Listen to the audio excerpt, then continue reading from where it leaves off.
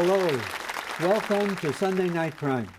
I'm Father Andrew Apostoli, a member of the Franciscan Friars of the Renewal, and it's my pleasure to be your host for this program on EWTN. But before we get into the program tonight, which is a very, very interesting one, I just want to remind you all, if you have any questions, comments, suggestions for programs, send your emails to sundaynightprime@ewtn.com. That's sundaynightprime@ewtn.com. And just a little suggestion that I would make, sometimes I get some very, very long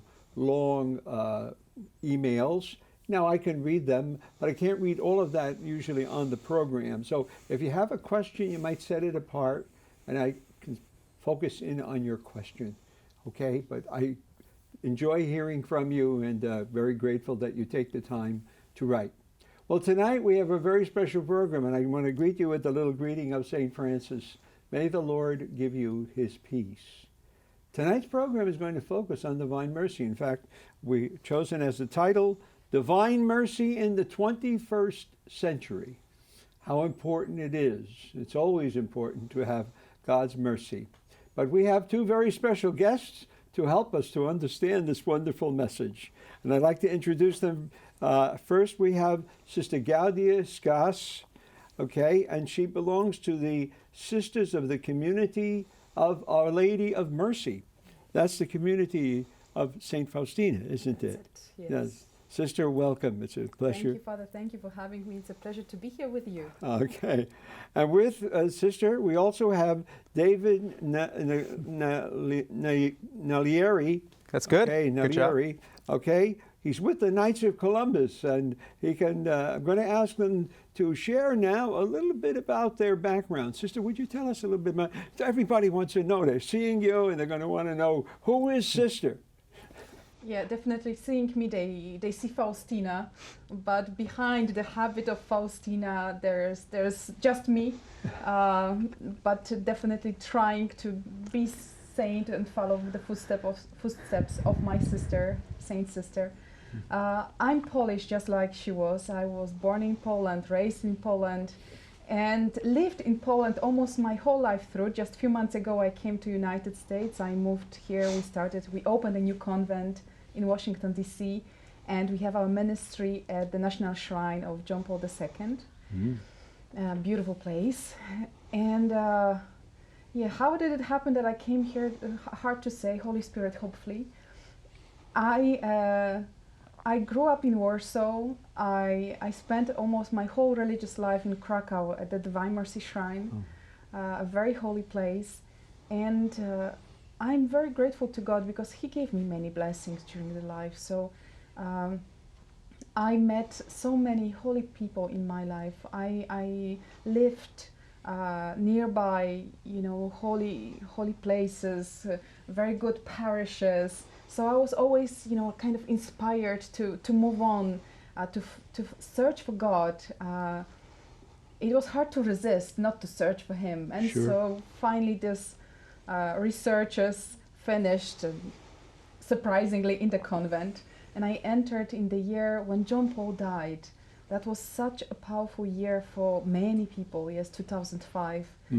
Many people changed their lives totally, and for me that was like an extra kick, I would say, extra push to finally decide and to make that step and enter, though I'm the child of this century, so it's so hard to make such commitments, yes, for us, for my generation.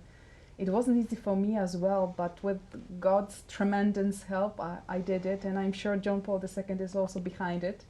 That was also the year of Faustina's 100th anniversary of her birth.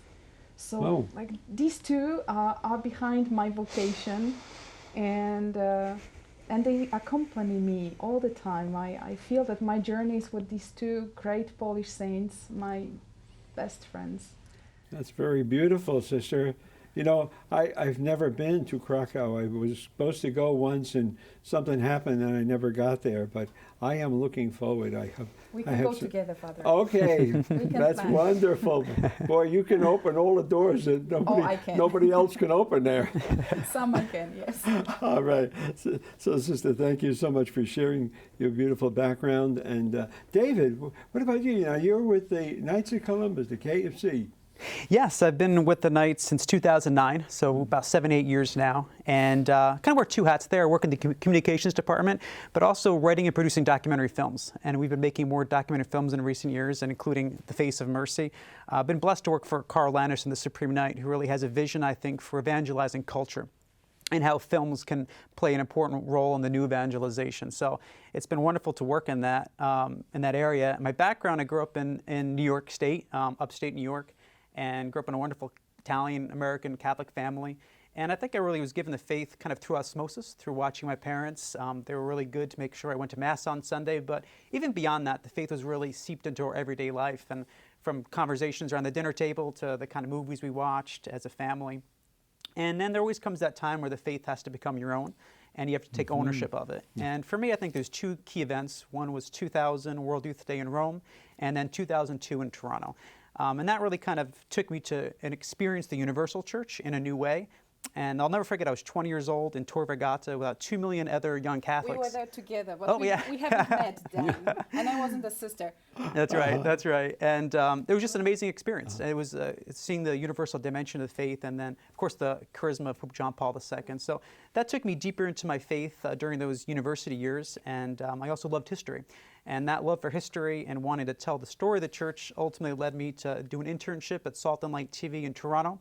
Wound up staying there for about 5 years, produced several documentary films, and then that introduced me to the Knights of Columbus, and I was hired there in 2009. So I've written and produced about a dozen films over that period of time, and for me it's a real gift to be able to tell the story of great men and women of faith, including now St. Faustina. And one of my hopes in what I've done in the past and what I hope to continue to do is to kind of help build up the culture of the church and to help people to introduce them, if maybe they're not aware of the great repository of faith, that can hopefully inspire them to help form the church of the future. Well, that's a great thing. Yeah, we need to do that to strengthen the faith. And you know, those Youth 2000. I mean, not the Youth 2000. The World Prayer Day for the Youth. I remember I was on the one in Rome, and I'll never forget. I met this fella. He traveled. I forget how many days.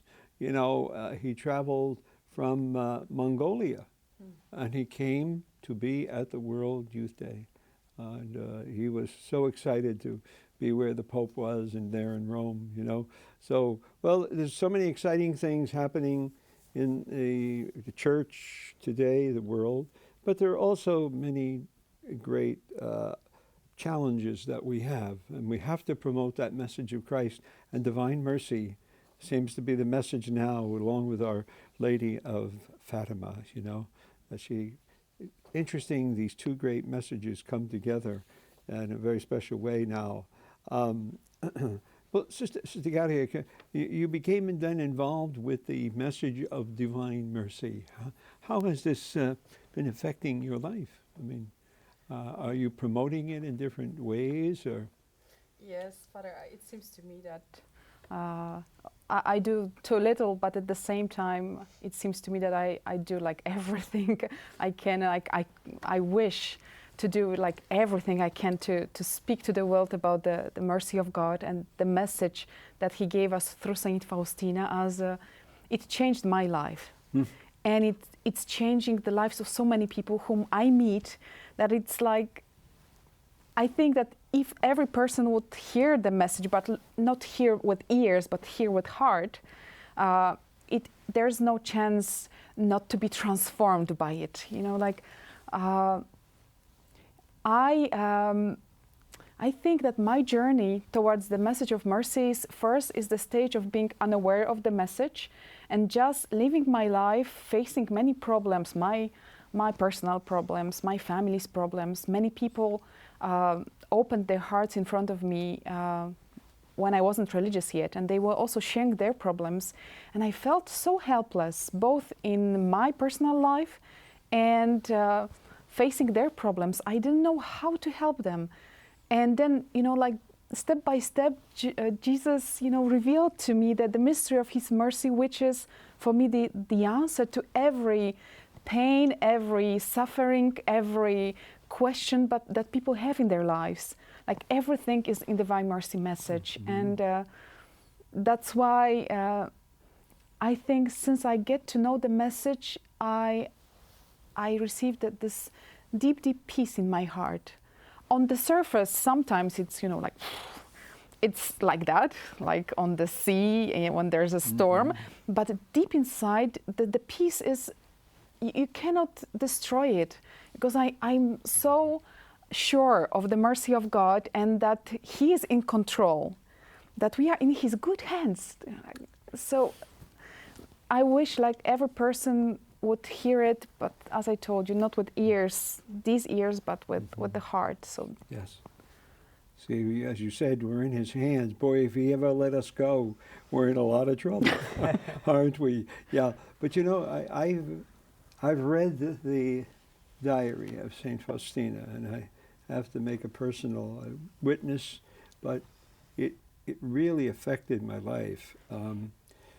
I used to teach about the spiritual life, and when I read the first part of the diary, I could see where St. Faustina was going through the ordinary stages of, growth in the purgative way. We used to call it the illuminative way. It's very clear.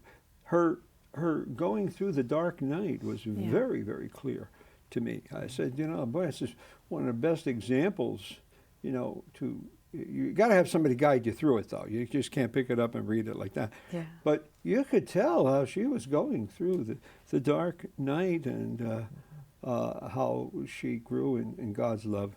But ultimately, when you come to those later chapters, she really makes you trust Jesus.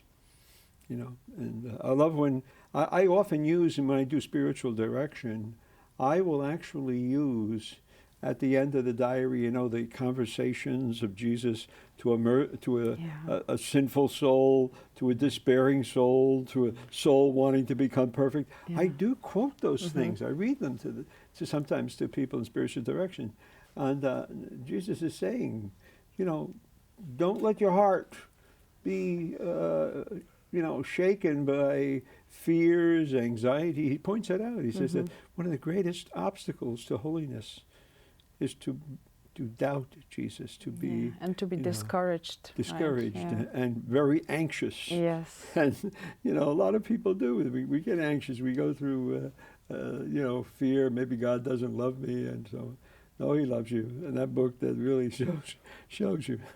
So that's a very powerful thing, sister. And now you're working. You said you're trying in every way. Now, aren't you working with youth? Did you say in Washington? Yeah. Well, my great joy is that my community gave me many opportunities to spread the message of divine mercy, and so I did a lot of work for the media in Poland. And as World Youth Day was coming in Krakow, so I also worked in the preparation team, and we did a lot of great things together. And I love working with the young people, I really do.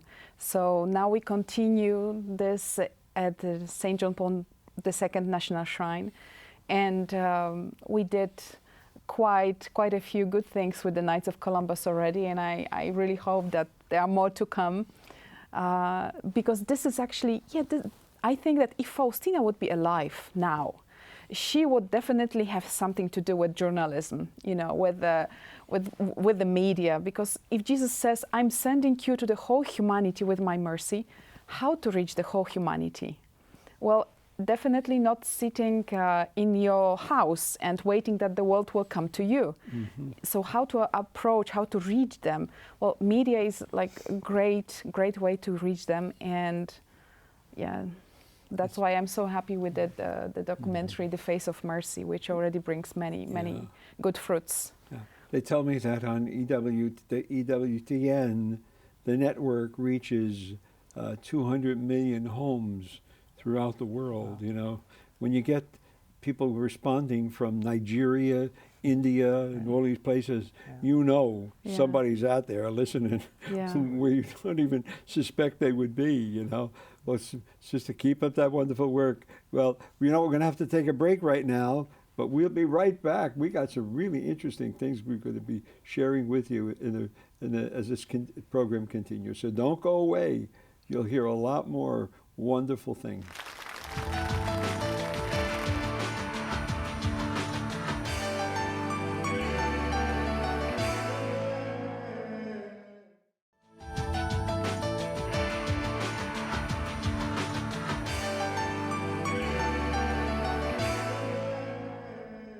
Welcome back to Sunday Night Prime. I'm Father Andrew Apostoli, the host for today's program, and our very special guests. We have Sister Gaurdia, who is with the Sisters of the Community of Our Lady of Mercy, the same community as St. Faustina. And we also have David, who is with the Knights of Columbus, and they have been working on a very important project, a new documentary to promote the work of Divine Mercy. But David, we didn't give you a chance in the first segment to share a little bit. How did you get involved with the Divine Mercy? Yeah, so the project was really born out of this new relationship between the Knights of Columbus and the Sisters of Our Lady of Mercy. They were going to come to work at the St. John Paul II Shrine, and we talked about what their needs were. And one of the things they really said was they wanted more films, more videos to spread the message of Divine Mercy. And so working in video production, it just became a natural fit. And so we actually did a lot more than just the documentary. We did a whole series of videos on all aspects of Divine Mercy devotion. Those are all on our Knights of Columbus YouTube page, so people can go and view those. And then Sister Gaurdia really became my boss, I'd say, for a year. I pretty much worked for her. And she's a tough boss. She's challenging, but she she helped me really grow. And so I would say if anybody likes the film, and I hope they do, I really give the credit to Sister Gaurdia, because she really challenged me with the idea of telling the story of Divine Mercy through individuals who are transformed by mercy.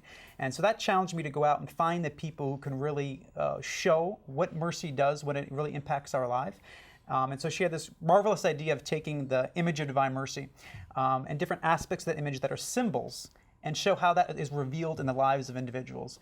And so that was a really brilliant insight that really challenged me to go and find those people, find those stories that can hopefully make mercy, Divine Mercy devotion relevant to people today. And then I myself, as a filmmaker, I'm very inspired by John Paul II's 1999 letter to artists, where he talks about the importance of beauty and how beauty and goodness are one and the same. And I think it's so important for us as Catholics in the media world to show the beauty of faith, to show the beauty of the gospel message. And our hope was, in this film, to make it beautiful. So we used the top flight cameras. We hired visual effects artists who've worked on Academy Award-winning films. We had two wonderful directors of photography, both Emmy Award winners. So we really wanted to do something very high quality that would hopefully resonate with people and teach them about Divine Mercy, the history, but hopefully also inspire in them in a new way, new understanding of God's mercy, especially also during the Year of Mercy, which is when we worked on the film. And it kind of bridges the papacy of John Paul II, who brought the Divine Mercy devotion to the world, and then Pope Francis, who's really channeled mercy in the direction of the church. So that was kind of the origins of the project, and it was really wonderful. World Youth Day. And World Youth Day, too, which was, of course, mercy was the theme of World Youth Day. And so a lot of the videos we worked on were shown to the youth that gathered there. So it was a great project during the Year of Mercy. Yeah. What a wonderful thing. And, it's a great grace for you, I think, David, to be able to be present, to receive these kind of things coming from the Lord, and, to be able to bring them together and then respond as you did, especially with your work with the Knights of Columbus.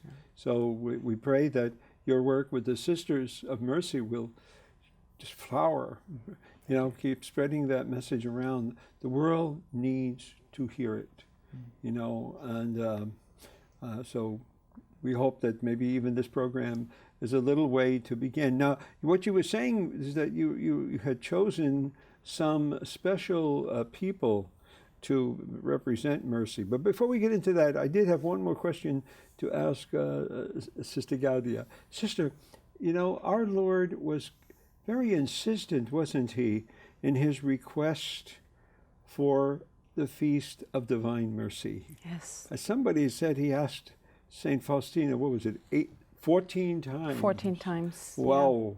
Yeah, that's very special because he doesn't like to repeat requests, and I mean, like, he's very clear in saying about his speaking about his desires, and it was very impressive as we counted that he repeats again and again, "I want Divine Mercy Sunday," and he described everything precisely. That's the only feast in the liturgical year that everything is exactly like he wanted, you know, the date, the way we should celebrate it. And I think what we need to know more is the meaning of the feast and the graces that are to be received Could you on that explain day. a little bit of that? I think sometimes people are confused as to what makes Divine Mercy Sunday so special when we could obtain the mercy of God, we know, in different times. Yeah. But it's special, isn't it? Yes, John Paul II, he said that though, God is merciful like always, and he's always generous and giving and loving, but there are some special times and places where he gives his mercy, his graces in a special way. Special, that's probably the best word, human Sure. word to express yes. this. God is a mystery. We can't explain everything, but definitely he wanted that day because he's so concerned about our salvation, about, our happiness now and forever. He's always taking us to this perspective, eternity. People, I want you to be happy, but not just for the moment, for eternity. And he cried to Saint Faustina that he's losing souls, that though his bitter passion, he's losing souls. Mm-hmm. And this is like a rescue belt, or how would you call it? The Divine Mercy Sundays? Safety, not safety, when they drop a ladder out of a helicopter or somebody's in the water. Something they pull like them out of that. there. Yes, like many people are drowning, yes, and so he makes this great rescue action that's called Divine Mercy Sunday, and it's once a year. And so on that day, like he says that all the floodgates of heaven through which graces flow are open. So like everything you want and you need, you just ask and you will receive. But there's this one very, very special grace that we always love to remind the people and quote Jesus, who said that on that day he wants to give us the grace of complete remission of sins and punishment. So that's a huge grace. That's the grace that we receive during baptism.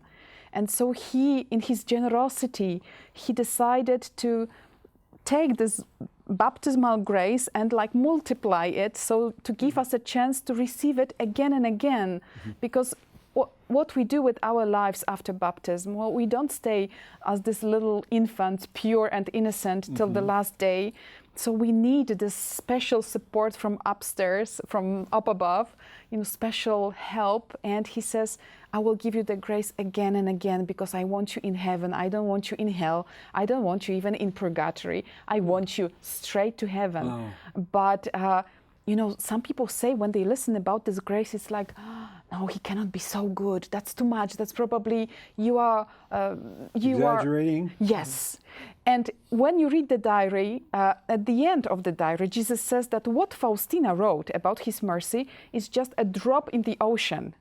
So if Divine Mercy Feast seems to be too much and the graces of the day seem to be too much, then sorry, that's just a drop in the ocean. That's not everything yet. Sister, now that grace of that day, is that only applied to the individual person? It can't be given to the souls in purgatory or anything, To right? individual person, Yeah. yes. It's not like plenary indulgence that you obtain for No. a soul in purgatory. Yeah, Okay. that's about you. So Jesus is like thinking about you precisely, the very person he's talking to. And he says, I want to give you the grace of total remission of sins and punishment. So just the conditions are to be in the state of grace. So confession is not necessary on that day, just enough that if you are in the state of grace, and go to receive Jesus in Holy Communion during the Holy Mass on that day. And of course, there's like this everyday condition like that opens our hearts to all the graces, and Jesus says it's simply trust and mercy.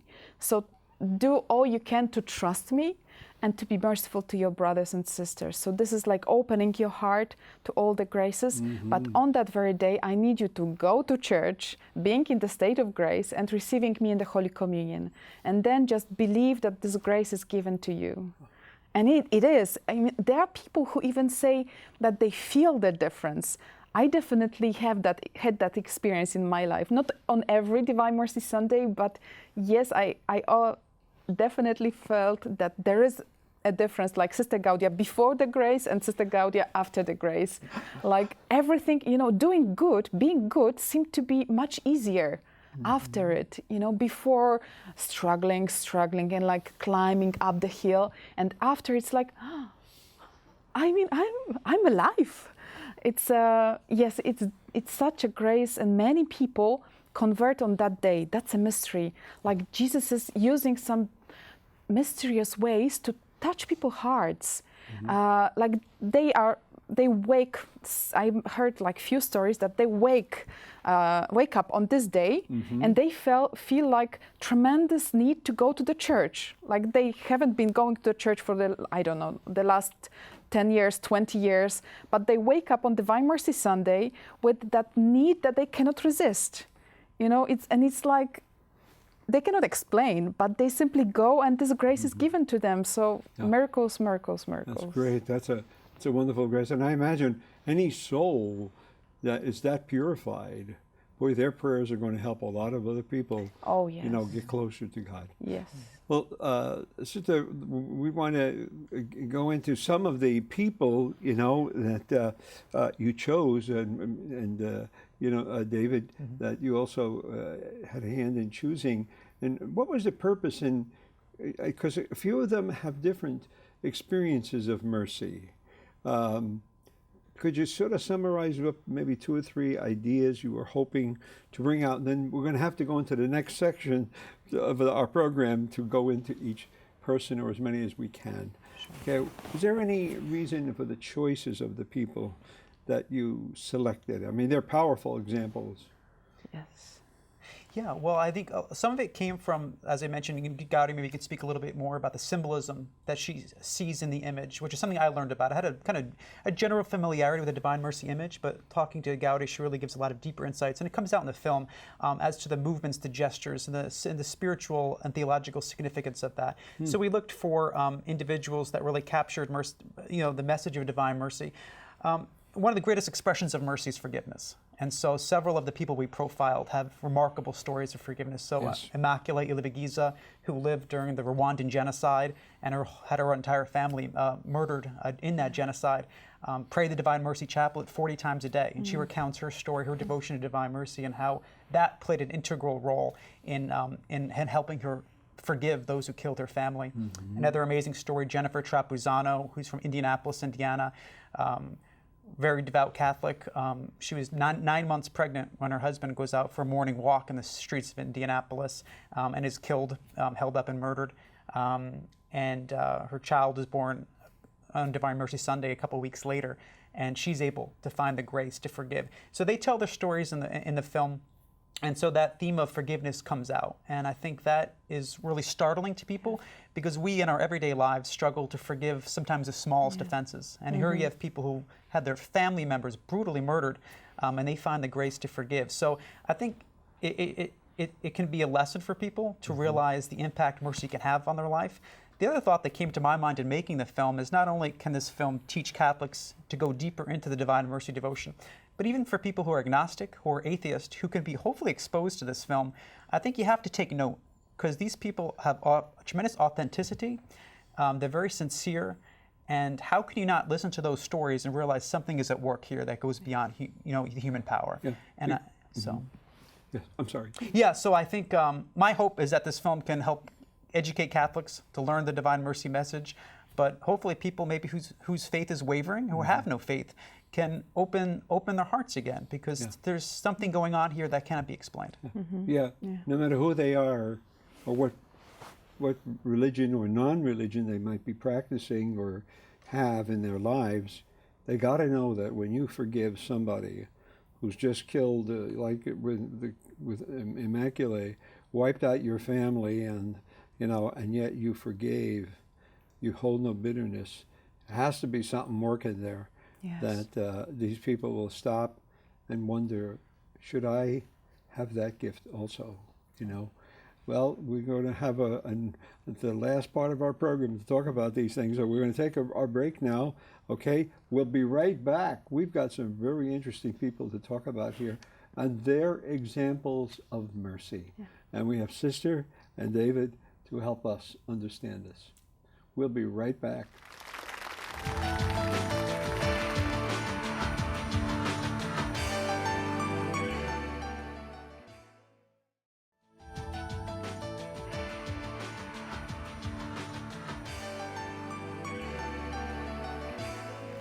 Welcome back to Sunday Night Prime. I'm Father Andrew Apostoli, member of the Franciscan Friars of the Renewal, and I'm so delighted to be your host for this program.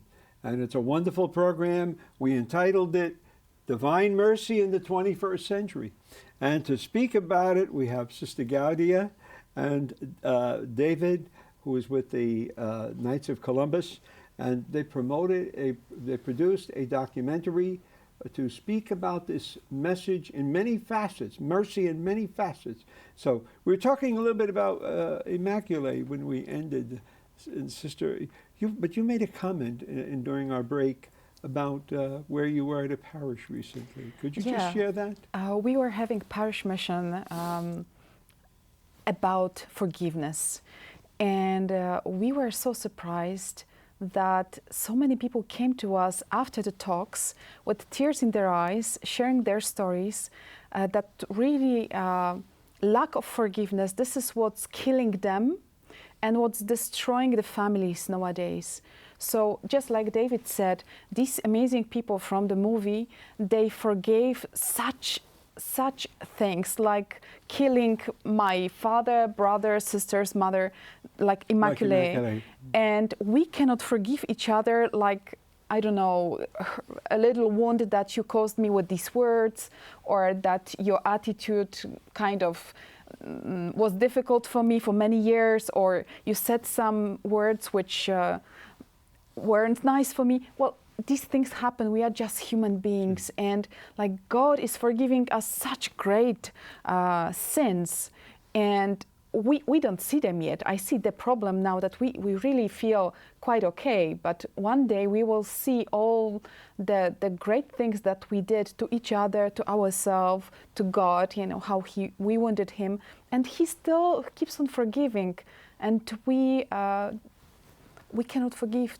the little daily things which later, as a result, they destroy families, and that's... So that's why it's so important for each of us yes, to come to mercy. Well, let's. I know we were going to show a little segment from what you did on Immaculate. So we're going to take about a 2.5 minute view of your documentary on Immaculate. It's always so powerful for me when I look at his right hand lifted in the gesture of blessing. And there's a wound in this hand. And still the hand keeps on blessing. Jesus from the painting says, bless that person who hurt you. And this is an eternal command from the gospel where he says, love your enemies. Speak well about those who hurt you, bless them, pray for your enemies. And this is something that is supposed to distinguish Christians, isn't it?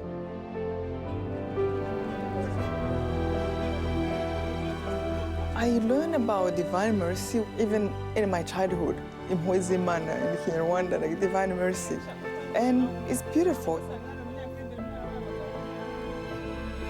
What Jesus taught Sister Faustina, how we're supposed to love one another. Slowly, as I grew up, of course, I realized some people didn't have mercy in their hearts. They had hatred.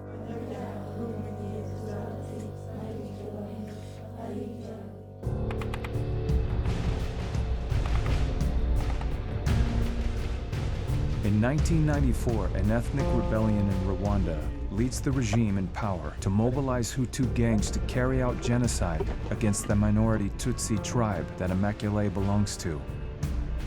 She is guided by her father to hide in a neighbor's bathroom.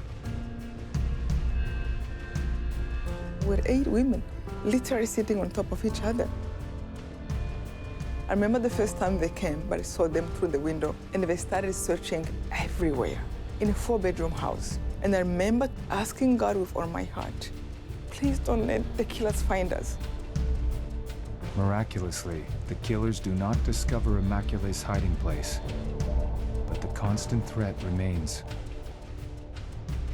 For the sake of his sorrowful passion, have mercy on us and on the whole In her world. despair, Immaculate turns to the prayer Jesus revealed to Saint Faustina, the Divine Mercy Chaplet.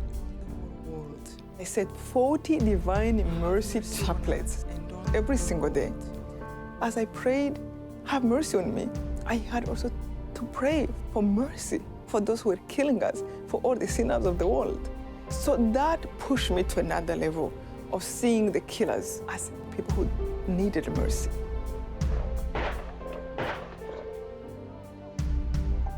Then I started to face the anger I had in my heart towards the killers. I started to think, if I can trust God to protect me, why not trust Him to change the hearts of the killers? And I started to pray for them.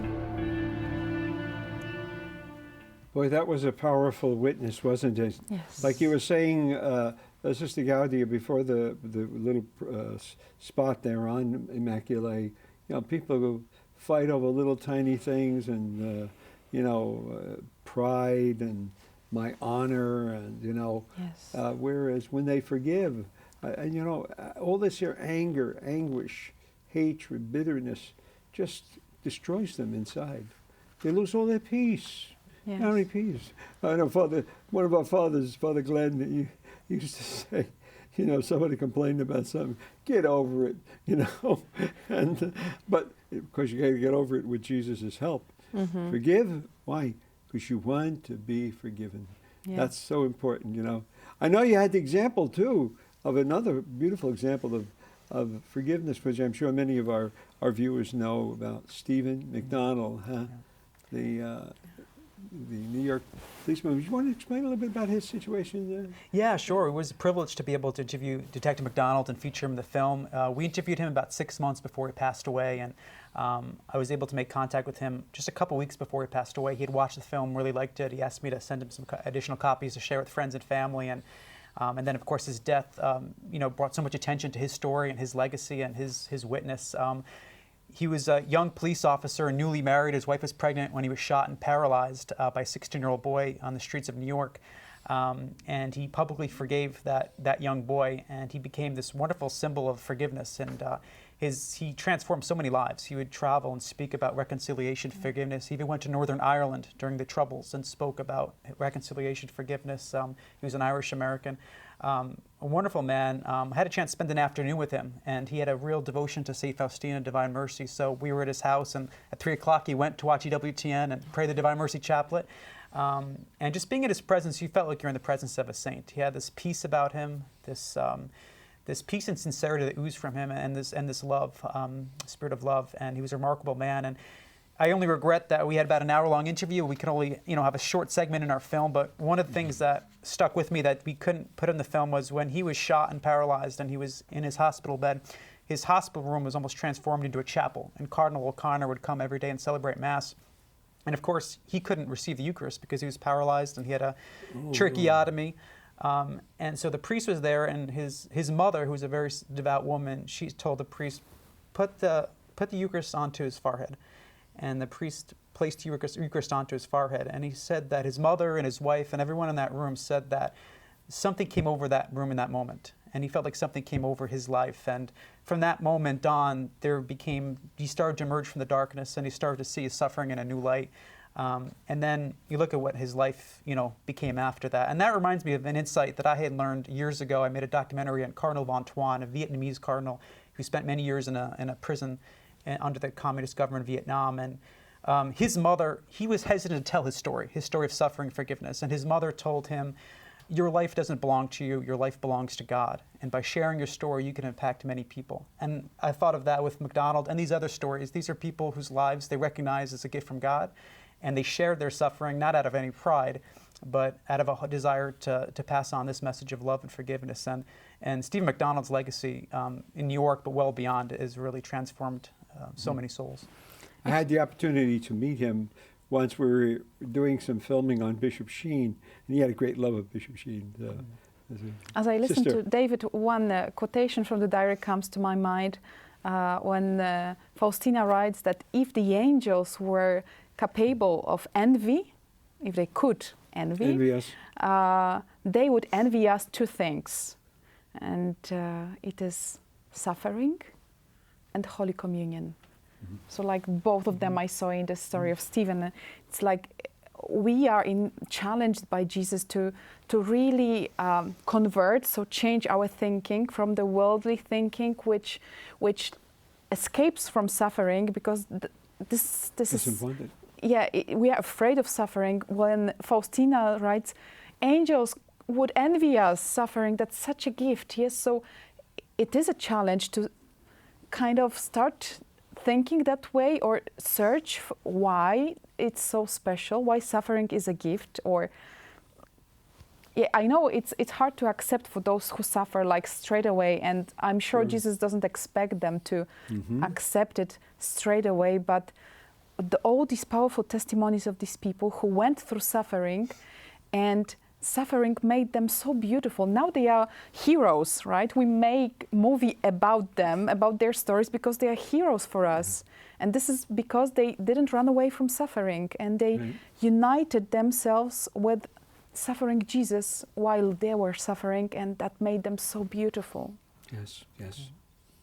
Well, that's that powerful example of forgiving one who has hurt you, and hurt you deeply, and hurt your family, and so on. It's a great thing.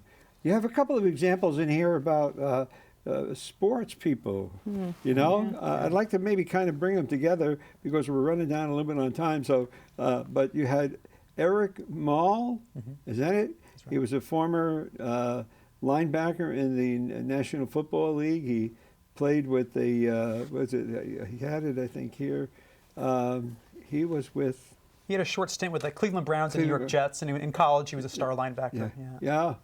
And here he gave it all up, so that he could work with the homeless. Yeah. You know, boy, that's something else, to put that aside, And same thing, you had the Norbertine Frater Matthew, who gave up the opportunity of being a great football. Was it football? No, baseball. Great baseball player. Yeah. And on the documentary, I got to see a little segment on him, and he was very, very, very interesting. You know, so people who realize the treasures of this world are not the ones you're going to take with you. You know, and garbage, like St. Paul says, garbage, just garbage. Yeah. Comparing to getting to know Jesus, everything is a garbage. That's right. They gave it all up. Yeah. They gave it all up. Well, we have a couple of more that we want to just touch on here, and one of them, Father Galloway, Father Donald Galloway. Father Donald is a good friend of mine, and wrote a beautiful book on the Rosary, you know, and he had a rough beginning, but he had a great conversion, didn't he, with divine mercy? Yeah. No, Father Galloway has just an absolutely remarkable testimony.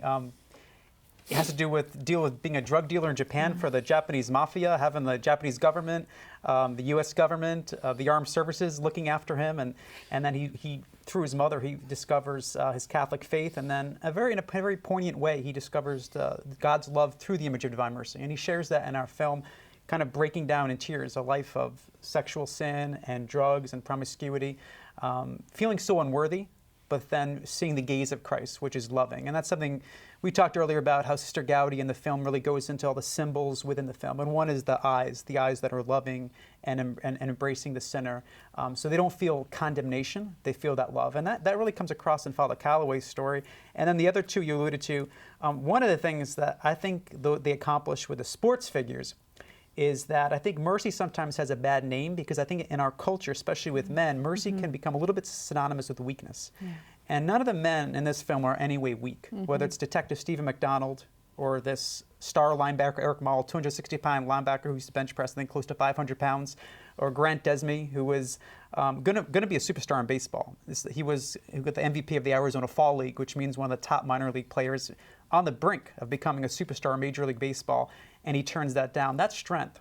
That's tremendous strength to overcome the temptations of the world, the desires of the world, for seeking something that comes from God. So I think there's also that is a component with these stories. But I think all of them are tremendous examples of how following the message of divine mercy is really transformative for them. And I think they do an amazing job sharing their story in the film. I wish more men would take that example, those examples, and look at them and say, you know, at the end of my life, if I've accumulated a lot of money, it ain't going to do me any good, right? But what I've done in mercy and kindness and charity and you know, being willing to give up for Christ so that I can help others come to know Him better. That's a great thing.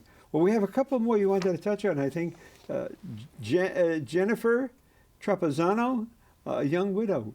Could you tell us a little bit about her story? And we're going to take a little. We're going to have a little snippet on her life.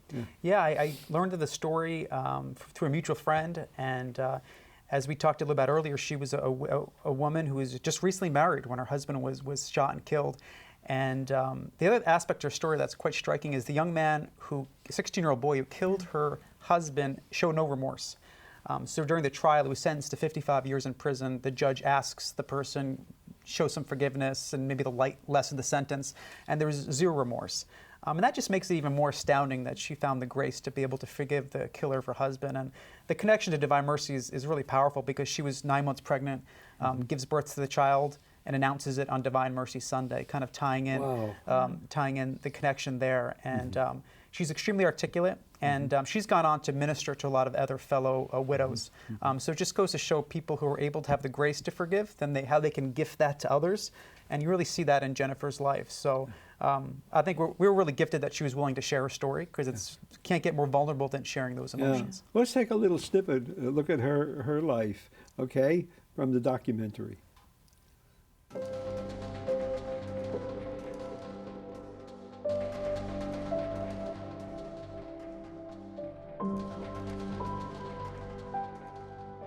Trust is letting God to guide us. And it's so difficult to do in the 21st century when we feel so self-sufficient in many ways. So maybe that's why it's easier to trust God for those who are in need, for those who are poor, who are sick, who experience some kind of difficulties in their lives. It's just a matter of time to realize that I need God and I need His merciful love.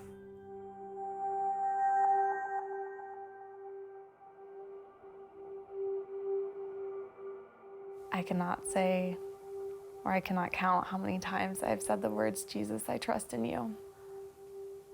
It's easy to say that you will mimic Christ and be merciful until something like this happens.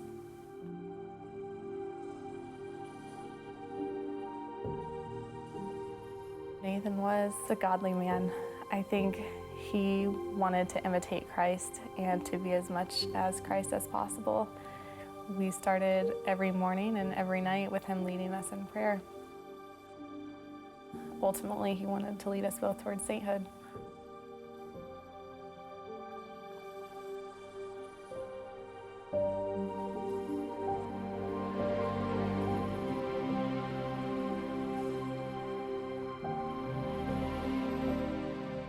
The morning of April 1st, Nate was going to take me to school. We were supposed to leave at 7:15 a.m. And he had gone for his walk that morning. At 7:11, I woke up. I jolted out of bed, immediately knowing something was wrong, and then I began to walk his route. But then when I turned the first corner, I saw cop cars and flashing lights. No one would tell me what had occurred behind that tape. But I think at that moment I knew.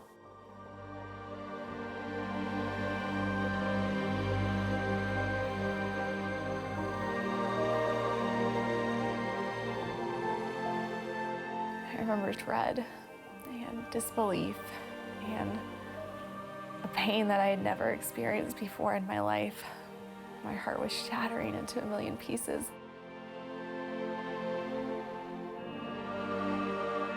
We found out about a week after he died that his killer had been a 16-year-old male. And it honestly blew my mind. I didn't understand how someone who should be excited about getting their driver's license could be out on the streets killing someone so innocent. I don't know if I ever had a defining moment on when I actually forgave him, but I began to look towards the divine mercy, to read some of Sister Faustina's writings, and just to trust in Jesus and God's mercy, and to trust that I could find it in my heart and soul to give mercy to others as well.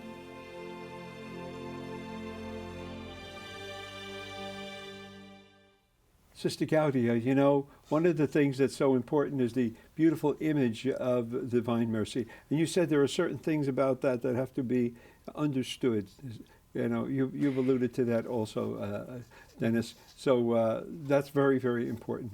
Could you explain it? Yeah. We constructed the documentary on the image. So step by step, we try to uncode the image and try to understand what does it say about Jesus himself.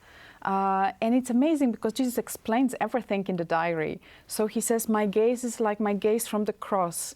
And then if you realize that we did it, we actually killed him, we nailed him to the cross, and how he looks at us from the cross. It's always the gaze of forgiveness, but it's not leniency. His gaze is quite serious, yes? Sure. So it's like, I know what happened, and we both know what happened. We both know about your sin, but my response is love, yes, forgiving love. And I love the most the gesture of his right hand, which is a blessing. And it's like continuous blessing. So no matter in which state of soul will you come to him, this hand of the image never changes. Yes, it's always blessing you. So kind of like Jesus is appreciating even the smallest step or turn into his direction to give you his blessing and to find what's good in you and to make it grow, yes, the good things in you. Yeah. All right, Sister. Well, we come to the end of our time. We've got so much more we'd like to share. But Sister, next time. Would you kindly lead us in a little prayer, closing prayer? Then I'll give a blessing after that.